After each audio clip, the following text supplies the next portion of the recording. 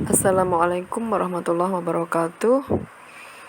Pada mata kuliah Teknologi Pengembangan Bahan Ajar Pendidikan Agama Islam dengan dosen pengampu Dr. Wahab MAG disajikan oleh Trinur Dewi Lestari, NIM 22141000678. Definisi perubahan. Perubahan menurut Safrizal Hilmi 2011 adalah transformasi dari keadaan yang sekarang menuju keadaan yang diharapkan di masa yang akan datang, suatu keadaan yang lebih baik. Definisi perubahan menurut teori Kath-Lewin mengungkapkan bahwa perubahan dapat dibedakan menjadi 3 tahapan, yang meliputi: pertama, tahap unfreezing, pencairan. Proses perubahan ini harus memiliki motivasi yang kuat untuk berubah dari keadaan semula dengan merubah terhadap keseimbangan yang ada. Masalah biasanya muncul akibat adanya ketidakseimbangan dalam sistem. Kedua, tahap moving atau bergerak. Proses perubahan tahap ini dapat terjadi apabila seseorang telah memiliki informasi yang cukup, serta sikap dan kemampuan untuk berubah. Untuk yang ketiga, tahap rephrasing, pembekuan. Tahap ini di mana seseorang mengadakan perubahan telah mencapai tingkat atau tahapan yang baru dengan keseimbangan yang baru.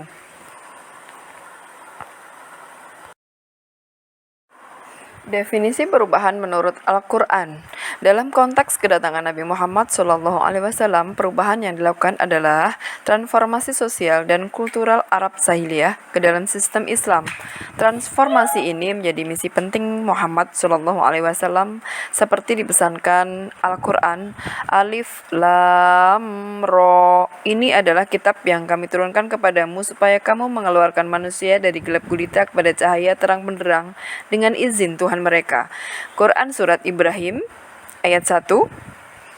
Yang kedua, perubahan tidak terjadi sendiri dan tak datang dari langit secara taken for granted. Sesungguhnya Allah sekali-kali tidak akan mengubah sesuatu nikmat yang telah dianugerahkannya kepada suatu kaum, hingga kaum itu mengubah apa-apa yang ada pada diri mereka sendiri. Quran Surat Al-Anfal 53. Dari ayat di atas dapat dijelaskan bahwa untuk terjadinya perubahan, apalagi perubahan besar yang mengubah kehidupan atau transformatif, diperlukan 5 syarat sebagai pendukung. Yang pertama, mindset, pola pikir dan niat yang kuat untuk maju dan berubah. Yang kedua, knowledge, ilmu sebagai landasan perubahan. Yang ketiga, strategi, plan, program unggulan sesuai ilmu dan human capital yang dimiliki. Keempat, aktual, amal, yaitu tindakan yang dapat mengubah kemungkinan menjadi kenyataan. Yang kelima, sikap, pantang menyerah. Hadis yang terkait dengan perubahan, yang artinya dari Abu Dzar Jundub bin Junadah dan Abu Abdurrahman Mu'adz bin Jabal radhiyallahu anhuma dari Rasulullah SAW. Beliau bersabda, "Bertakwalah kepada Allah dimanapun engkau berada. Iringilah perbuatan buruk dengan perbuatan baik, maka kebaikan akan menghapuskan keburukan itu, dan pergaulilah manusia dengan akhlak yang baik." Hadis riwayat Tirmizi.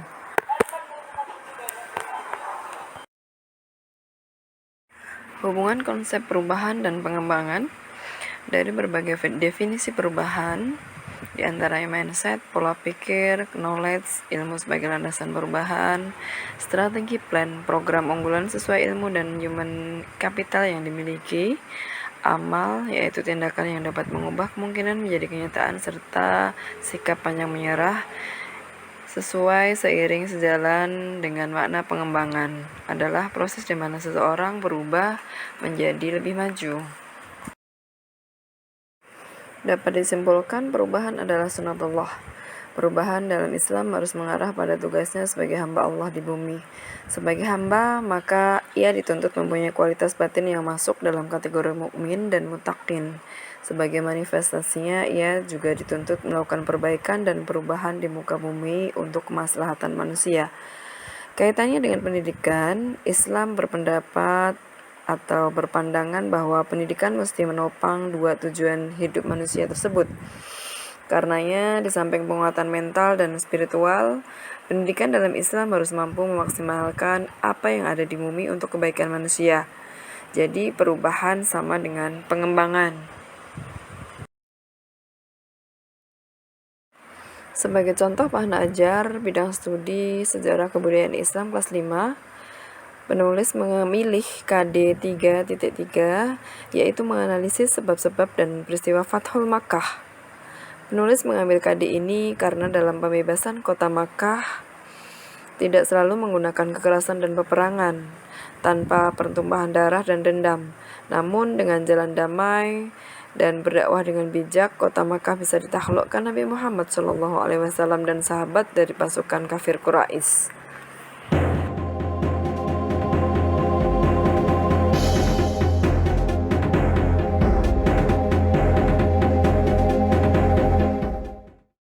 Fathu Mekah, pembebasan kota Mekah.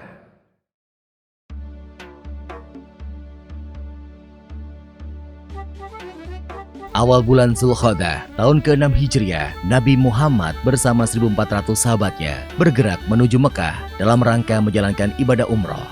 Rombongan besar tersebut membawa 70 ekor unta sebagai hewan kurban. Para sahabat Nabi sangat antusias mengikuti perjalanan ke Mekah, terutama kaum muhajirin yang telah lama meninggalkan kota kelahirannya. Namun, perjalanan mereka terhenti di wilayah Hudaybiyah, 22 km arah barat kota Mekah. Di Hudaybiyah, beberapa orang Quraisy bertanya tentang keperluan rombongan Nabi datang ke Mekah. Utusan Nabi Muhammad menjelaskan bahwa kedatangan mereka bukan dalam rangka penyerbuan, tetapi untuk menjalankan ibadah umroh, menyembelih kurban, dan setelah itu kembali ke Madinah. Namun, orang-orang Quraisy tetap bersikeras menolak kedatangan Nabi Muhammad dan para sahabatnya. Melihat penolakan orang-orang Quraisy, Nabi Muhammad mengutus Utsman bin Affan menemui para pemimpin Mekah dan menjelaskan tujuan kedatangan mereka. Utsman bin Affan diperlakukan dengan baik oleh para pemimpin Mekah. Bahkan, para pemimpin Mekah mengizinkan Utsman untuk melakukan tawaf di Ka'bah. Tapi tanpa Nabi Muhammad dan para sahabatnya, Utsman menolak tawaran tersebut. Para pemimpin Mekah tetap menolak kedatangan Nabi Muhammad dan para sahabatnya.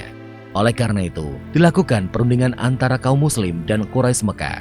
Nabi Muhammad memimpin langsung delegasi kaum muslim, sedangkan delegasi kaum Quraisy dipimpin oleh diplomat senior mereka, Suhail bin Amr. Perundingan yang berjalan alot tersebut akhirnya menghasilkan beberapa kesepakatan yang isinya: pertama, gencatan senjata antara kaum muslim dan Quraisy Mekah selama 10 tahun. Tidak akan ada tindakan buruk maupun permusuhan dari kedua belah pihak. Kedua, jika ada yang datang kepada Muhammad tanpa izin keluarganya, maka dia harus dikembalikan. Dan jika ada muslim yang datang kepada kaum Quraisy, maka dia tidak akan dikembalikan. Ketiga, dibebaskan kepada seluruh klan yang ada di Arab untuk menjalin kerjasama kepada kaum muslim maupun kaum Quraisy. Keempat, pada tahun tersebut rombongan kaum muslim belum diperbolehkan memasuki Mekah. Pada tahun berikutnya, kaum muslim baru diizinkan masuk Mekah selama 3 hari dan hanya boleh bersenjatakan pedang tanpa diunus. Kelima, perjanjian antara kaum muslim dan Quraisy Mekah didasari ketulusan dan kesediaan untuk melaksanakannya tanpa penipuan dan penyelewengan. Kesepakatan yang dikenal sebagai perjanjian Hudaybiyah tersebut dibuat rangkap 2, masing-masing untuk kaum muslim dan kaum Quraisy Mekah. Isi perjanjian yang dianggap merugikan pihak muslim itu membuat para sahabat keberatan. Namun, Nabi Muhammad berhasil meyakinkan para sahabatnya bahwa perjanjian tersebut sebenarnya sangat menguntungkan kaum muslimin. Setelah sekitar 20 hari berada di Hudaybiyah, Nabi Muhammad dan para sahabatnya kembali ke Madinah.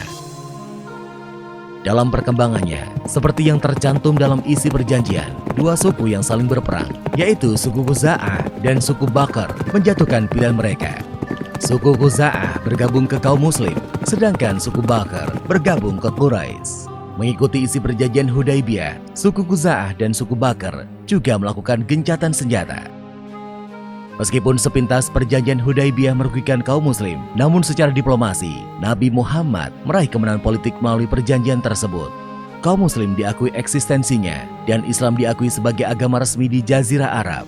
Selain itu, kaum Quraisy Mekah juga mengakui Madinah sebagai sebuah negara. Perjanjian Hudaybiyah ternyata tidak berjalan sebagaimana mestinya. Ketika pihak Quraisy melakukan pelanggaran, suku Bakr melakukan penyergapan terhadap suku Khuza'ah di sebuah oasis. Penyergapan tersebut dibantu oleh Quraisy Mekah. Pelanggaran perjanjian Hudaibiyah membuat Nabi Muhammad dan para sahabatnya mengambil keputusan penting menyerbu Mekah. Sedangkan di Mekah, para pemimpin Quraisy yang menyadari pihaknya telah melakukan pelanggaran mengirim Abu Sufyan ke Madinah untuk melakukan diplomasi. Di Madinah, Abu Sufyan menemui Nabi Muhammad dan memberikan penjelasan panjang lebar. Namun, Nabi Muhammad tidak menghiraukan Abu Sufyan. Selain bertemu Nabi Muhammad, Abu Sufyan sempat menemui Abu Bakar, Umar bin Khattab, dan Ali bin Abi Thalib. Namun, tetap saja Abu Sufyan gagal menemukan jalan keluar. Didera putus asa, Abu Sufyan pun kembali ke Mekah. Setelah bertahun-tahun, jumlah pengikut Nabi Muhammad semakin besar. Kali ini, 10.000 pasukan muslim dengan persenjataan lengkap telah bersiap menuju Mekah. Parade panjang 10.000 pasukan muslim memulai perjalanannya ke Mekah. Kali ini, pasukan muslim akan melaksanakan misi yang sangat menentukan, yaitu Fathu Mekah atau pembebasan kota Mekah dari tangan kaum Quraisy. Para pemimpin Mekah sama sekali tidak menduga kekuatan pasukan Nabi Muhammad. Nabi Muhammad membagi 3 pasukannya melewati jalan yang berbeda, sehingga musuh tidak bisa memperkirakan dengan tepat jumlah pasukan muslim. Ketika pasukan muslim memasuki Mekah, kaum Quraisy hanya bisa pasrah karena tidak mungkin melawan kekuatan sebesar itu. Abu Sufyan dan para pemimpin Mekah lainnya menyerah kepada Nabi Muhammad. Setelah menguasai Mekah tanpa pertumpahan darah, Nabi Muhammad mengambil keputusan yang tidak terduga dan tidak sesuai dengan tradisi bangsa Arab. Nabi Muhammad memerintahkan para pemimpin pasukannya mengucapkan Al-Yaum, Yaum Al-Marhamah, yang artinya adalah hari ini hari kasih sayang. Nabi Muhammad mengampuni semua penduduk Mekah dan melarang pasukannya melakukan pertumpahan darah. Hari itu, 17 Ramadan tahun ke-8 Hijriah, Mekah berhasil dibebaskan dari kekuasaan kaum Quraisy Mekah. Saat itu juga, berhala-berhala yang berada di sekitar Ka'bah dihancurkan. Pembebasan kota Mekah menjadi tonggak sejarah, tidak hanya di Jazirah Arab, tetapi juga di seluruh dunia. Nabi Muhammad tampil sebagai pemimpin yang memberikan contoh bagaimana sebuah penaklukan pusat kekuasaan musuh tanpa pertumpahan darah, sekaligus tanpa pembalasan dendam. Dalam tradisi Arab, pihak yang kalah akan menunggu giliran untuk dieksekusi. Namun, Nabi Muhammad menghapus tradisi tersebut. Pihak yang kalah telah diampuni.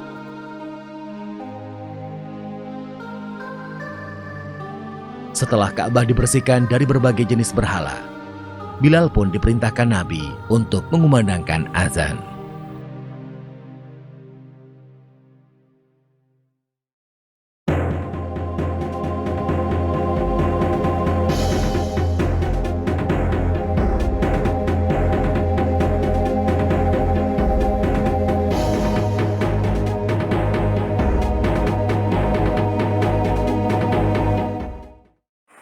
Demikian presentasi dari saya. Sekian dan terima kasih. Assalamualaikum warahmatullahi wabarakatuh.